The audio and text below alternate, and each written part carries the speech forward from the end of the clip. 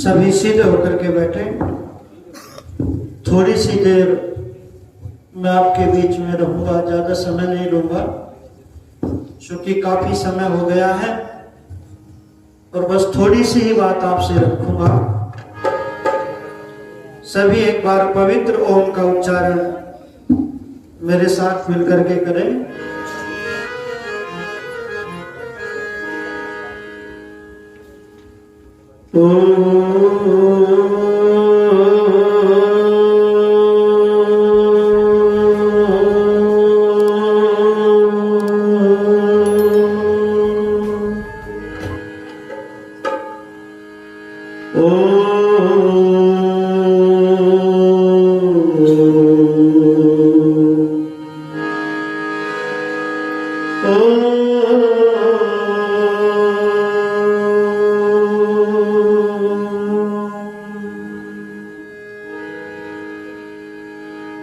सखेत इंद्रवाजिनो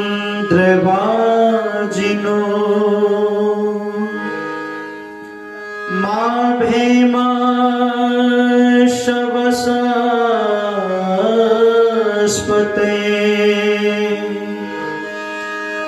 त्वामभि प्रणोनुमो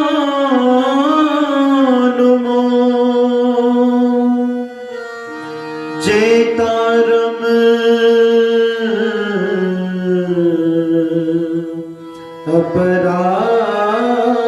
अपराजितम त्वामभि प्रणोनुमो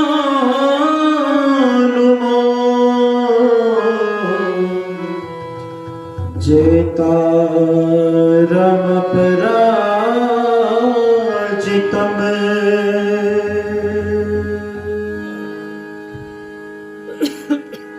तेरी साधना ही मेरी जिंदगी हो, रजा हो जो तेरे वो मेरी खुशी हो। तेरी साधना ही मेरी जिंदगी हो, रजा हो जो तेरी हो मेरी खुशी हो। तेरी साधना ही मेरी जिंदगी हो, रजा हो जो तेरी हो मेरी खुशी हो। मुझे हर कदम पे हो तेरा सहारा, मुझे हर कदम पे हो तेरा सहारा।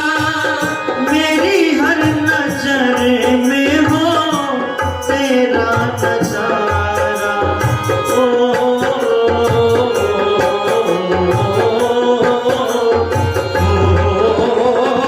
मुझे हर कदम में हो तेरा सहारा, मेरी हर नजर में हो तेरा नजारा।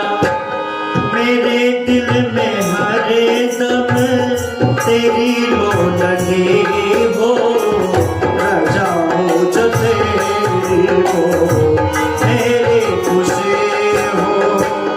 तेरी साधना ही मेरी जिंदगी हो, रजा हो जो तेरी हो मेरी खुशी हो।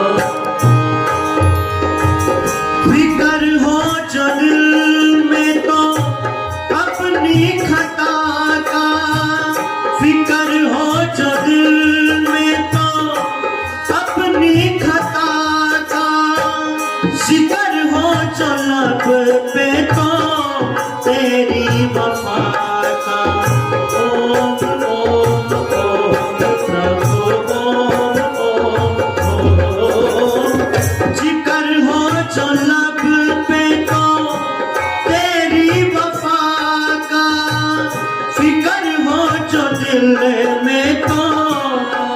अपनी कथा का उठे जो सदा वो तेरी बंदगी हो, रजा हो जो तेरी हो, मेरी खुशी हो, तेरी साधना ही मेरी जिंदगी हो, रजा हो जो तेरी हो, मेरी खुशी हो।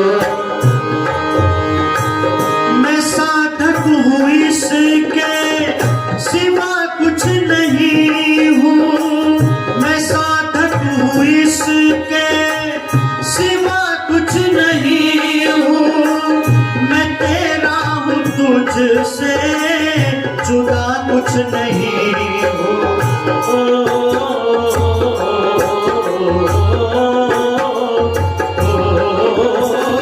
मैं साधक हूँ इसके सिवा कुछ नहीं हूँ, मैं तेरा हूँ तुझसे जुदा कुछ नहीं हूँ। यही गीत लब पे मेरी हर घड़ी हो, रजा हो जो तेरी हो, मेरी खुशी हो, तेरी साधना ही मेरी जिंदगी हो, रजा हो जो तेरी हो, मेरी खुशी हो, तेरी साधना ही मेरी जिंदगी हो, रजा हो जो तेरी हो, मेरी खुशी हो, रजा हो जो तेरी हो, मेरी खुशी हो, मेरी खुशी हो, मेरी खुशी हो।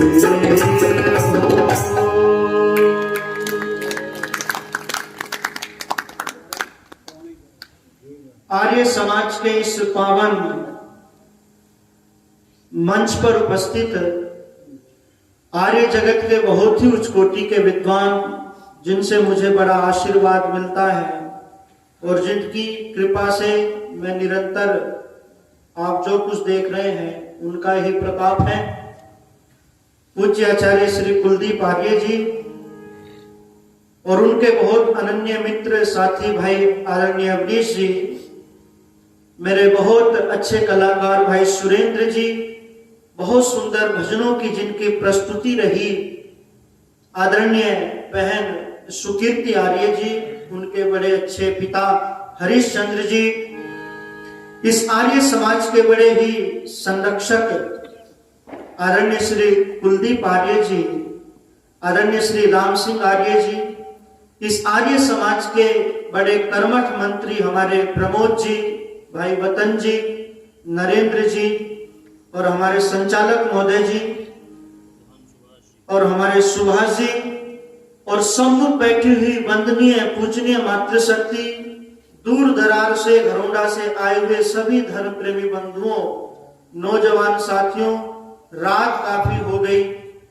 काफी देर से आप सुन रहे हैं और मैं आपके बीच में थोड़ी सी ही चर्चा रखूंगा, ज्यादा चर्चा नहीं रखूंगा। मन भर चर्चा से कण भर आचरण भी श्रेष्ठ हो जाता है। एक कहानी आपको 2 मिनट की सुनाऊंगा। चूंकि गृहस्थ आश्रम की चर्चा चल रही थी और गृहस्थ आश्रम एक सागर है। एक राजा था और उस राजा ने अपने राज्य का सर्वे किया। बहुत ध्यान से मेरी बात को सुनेंगे। यदि ये कहानी आपके समझ में आ गई तो समझ लो सुखी गृहस्थ का एक सूत्र आपको मिल जाएगा। एक राजा था और उस राजा ने अपने राज्य का सर्वे किया कि मेरे देश के लोगों की घर गृहस्थी पत्नी से चलती है या पति से चलती है, और साथ में एक इनाम भी रख दिया कि जिसकी गृहस्थी पत्नी से चलती है वो चुपचाप सेब उठा करके ले जाए, और जिसके घर में पति का हुक्म चलता है वो अपने मन पसंद का घोड़ा लेकर के चला जाए। प्रातः काल हुआ, सारे के सारे लोग सेब ही उठा करके ले जाने लगे। राजा को चिंता सताने लगी, क्या तेरे राज्य में कोई ऐसा नौजवान नहीं है कि जिसके घर में पति का हुक्म चलता हो? इतनी देर में एक हट्टा कट्टा नौजवान राजा के सम्मुख जाकर के कहने लगा, राजन, मेरे घर में मेरा हुक्म चलता है, मेरी गृहस्थी मेरे से चलती है। राजा प्रसन्न हुआ, चलो किसी ने तो मेरी लाज रखी। तो राजा ने कहा, फिर नौजवान अपनी मनपसंद का घोड़ा लेकर के चले जाओ। अब ये नौजवान काले रंग के घोड़े पर सवार होकर के अपने घर पहुंच गया। थोड़ी देर में वापस घोड़े को लेकर के राज दरबार में आ गया। इसको आता देख करके राजा को चिंता सताने लगी कि ये अब कैसे आ रहा है। जब ये राजा के पास में आया तो पूछा राजा ने, अब क्या हुआ, अब कैसे आना हुआ? तो नौजवान कहता है कि मेरी पत्नी ने कहा है कि काले रंग का घोड़ा अशुभ होता है, सफेद रंग का घोड़ा दे दो। तो राजा ने कहा, अच्छा, इसका मतलब तेरे घर में भी तेरी नहीं चलती, तेरी पत्नी की ही चलती है। तो एक काम कर, तू भी चुपचाप सेब उठा करके चलता बना। धर्म प्रेमी बंधुओं, इस प्रकार से शाम हो गई, दरबार खाली हो गया। आधी रात का समय मंत्री राजा के यहां पर गया। राजा की कुंडी खटखटाई। राजा ने कहा, कौन? बोले मंत्री।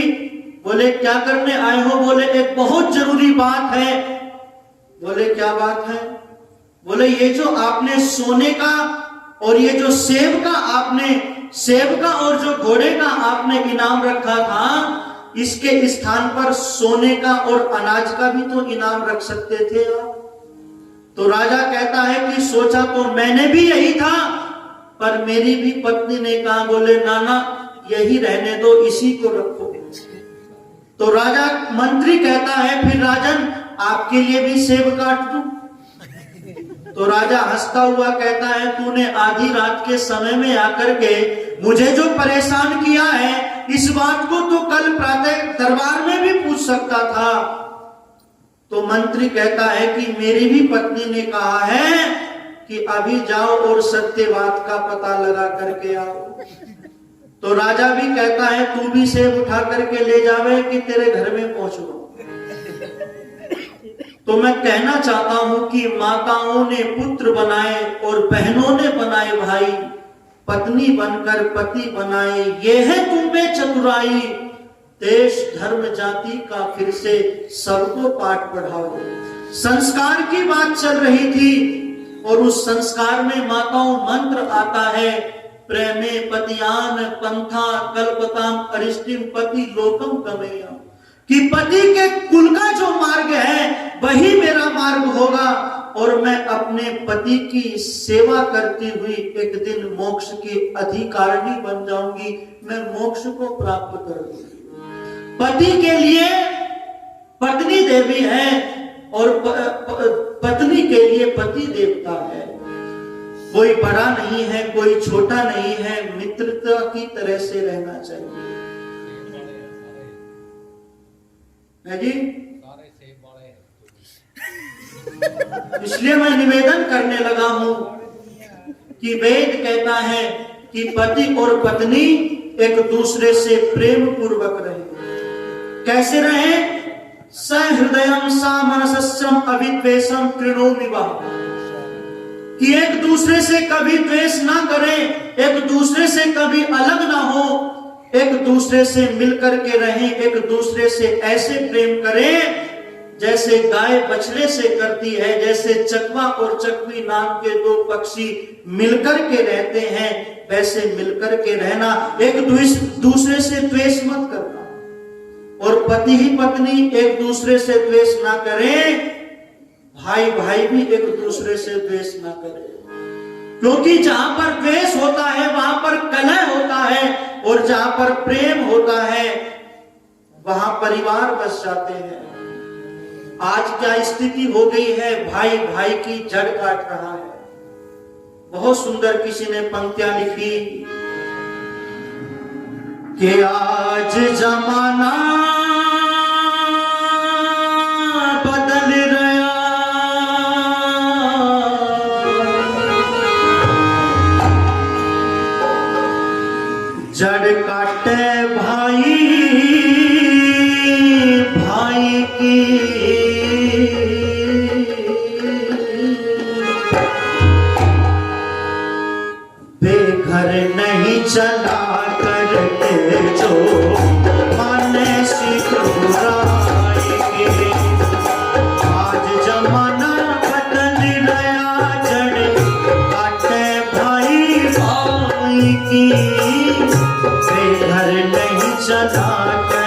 जो माने सीख बुराई की, बेघर नहीं चला करते जो माने सीख बुराई की।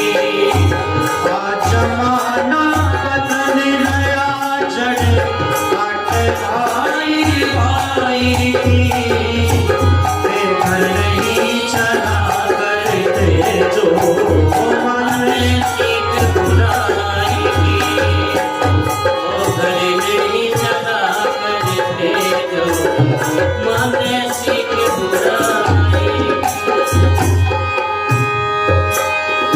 पहले सोच समझ ले दिल में फिर कुछ कहना चाहिए, समझदार मानस में सब पे मिलकर रहना चाहिए, समझदार मानस में सब पे मिलकर रहना चाहिए।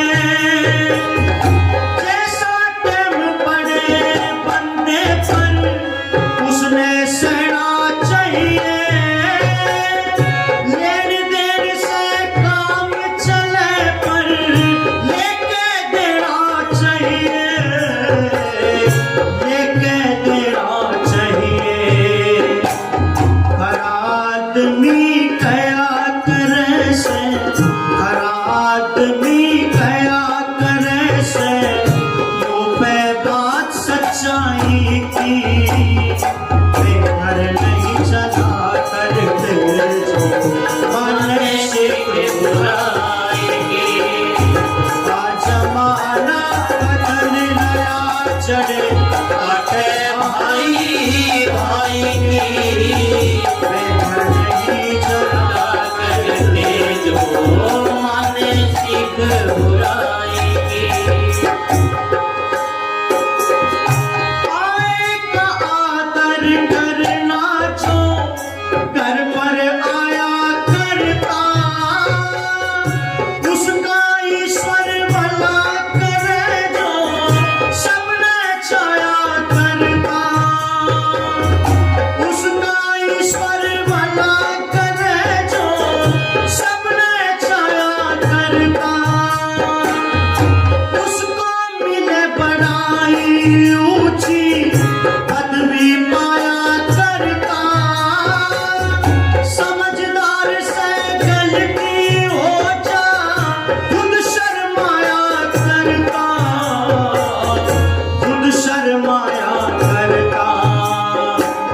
सदा भलाई साथ रहे, सदा भलाई साथ रहे जो करता बात भलाई की, बेघर नहीं चला करते जो माने सीख बुराई की। आज जमाना बदल गया जड़ काटे भाई भाई की, बेघर नहीं चला करते जो माने सीख बुराई की, बेघर नहीं चला करते जो माने सीख बुराई की, बेघर नहीं चला करते जो माने सीख बुराई की।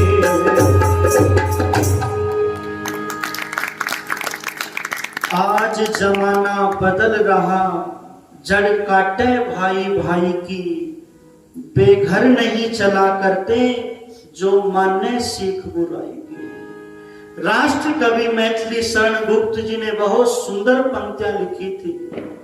देखो जहां विपरीत पथी हाय हमने है लिया, श्री राम के रहते हुए आदर्श रावण को किया, हम हैं सुयोधन के अनुज तजकर युधिष्ठिर को अहो, सोचो भला कब फिर हमारा दिन दिन पतन क्यों ना हो, दिन दिन पतन क्यों ना हो।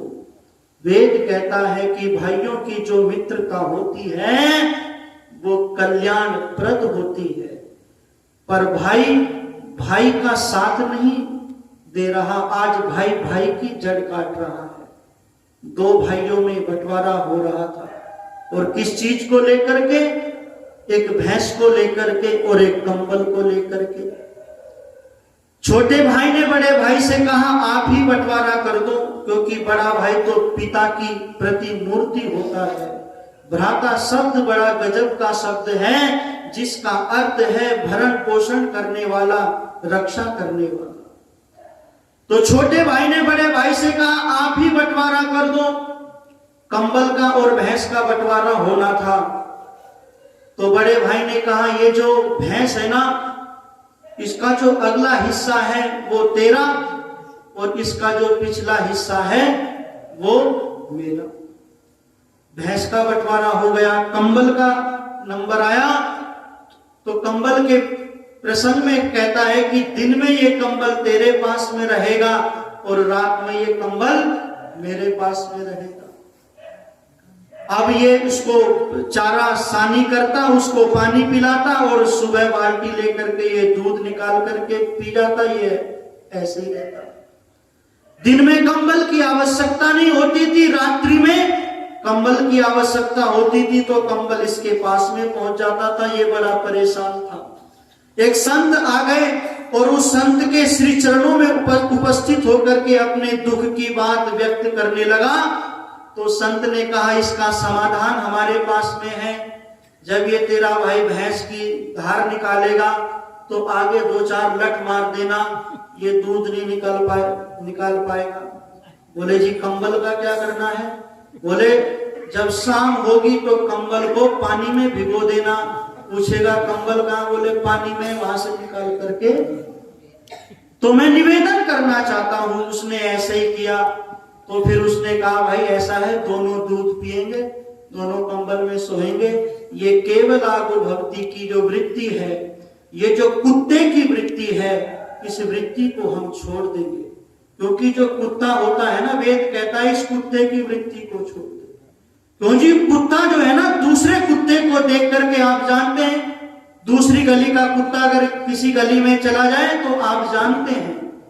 राजा अकबर ने बीरबल से कहा था कि बकरियों के झुंड मिल जाते हैं, भेड़ों के झुंड मिल जाते हैं, पर इन कुत्तों के झुंड नहीं मिलते। बोले मैं आपको इसकी परीक्षा करके दिखाता हूं क्यों नहीं मिलते इनके झुंड। एक कमरे में बकरियों को हरी हरी पत्तियां डाल दी गई, उस कमरे में बकरियों को बंद कर दिया। और एक कमरे में जो कुत्ता मांस रोटी जो भी खाता है वो कुत्तों को एक कमरे में बंद कर दिया। और जब प्रातः काल जो है देखने के लिए गए तो बकरियां आराम से पत्ते खा करके एक दूसरे के ऊपर सर पे सर रख करके सो रही थी। और दूसरी तरफा जाकर के कमरे में देखा तो कुत्ते एक दूसरे से लहू लुहानते उनका भोजन बिखरा हुआ था। तो मैं निवेदन करना चाहता हूं कि हम अपने जीवन के अंदर कुत्ते की वृत्ति को ना आने दें, हम अपने जीवन के अंदर गाय की वृत्ति को स्थान दे। मैं निवेदन करना चाहता हूं कि भाई भाई में प्रेम होना चाहिए। चर्चा हो रही थी लक्ष्मण की। जब लक्ष्मण को वीर घातनी शक्ति लग गई है, राम रो रहे हैं और रोते हुए सुग्रीव हनुमान से कह रहे हैं देशे देशे कलत्राणि देशे देशे बांधवा तम तुम देशम न पश्यामि यत्र भ्राता सहोदरा यत्र भ्राता सहोदरा। सुनो, प्रत्येक देश में सुंदर सुंदर स्त्रियां मिल जाएंगी, मित्र मिल जाएंगे, पर मुझे कोई ऐसा स्थान दिखाई नहीं देता जहां पर सहोदर जैसा भाई मिल जाए, सहोदर जैसा भाई मिल जाए। मैं निवेदन करना चाहता हूं कि हम लोग परिवार के अंदर मित्रता की तरह से रहें, प्रेम पूर्वक रहें, एक दूसरे से द्वेष ना करें। मैं ज्यादा चर्चा इसलिए नहीं कर पा रहा हूं क्योंकि समय ज्यादा हो गया है, फिर अगले दिन फिर चर्चा आप सुनेंगे। तो बस चंद पंक्ति महर्षि दयानंद जी के गुणगान में प्रस्तुत करके बस पीछे हटता हूं। रात के अंधेरे में उठकर सवेरे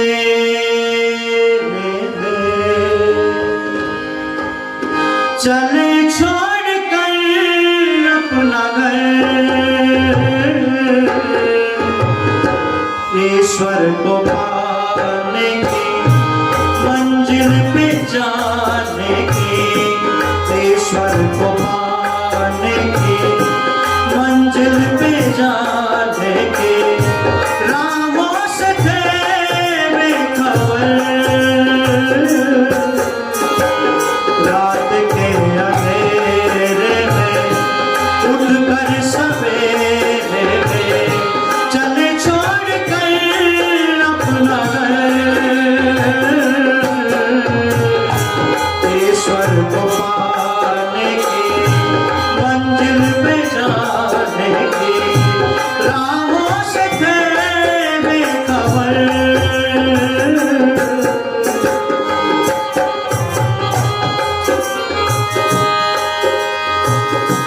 ठोकर पे ठोकर खाते रहे वो, ठोकर पे ठोकर खाते रहे वो, सदमों पे सदमे उठाते रहे वो, सदमों पे सदमे उठाते रहे वो।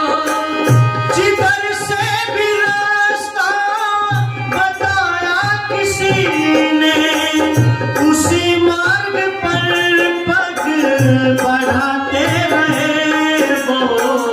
कभी खाए बैंगन सूखे, कभी दिन बिताए भूखे, कभी खाए बैंगन सूखे, कभी दिन बिताए भूखे, बड़ा ही कठिन था सफर। रात के अंधेरे में उठकर सवेरे में चले छोड़ कर अपना घर, ईश्वर को पाने की, मंजिल पे जाने की, राहों से थे बेखबर। रात के अंधेरे में उठकर सवेरे में चले छोड़ कर अपना घर।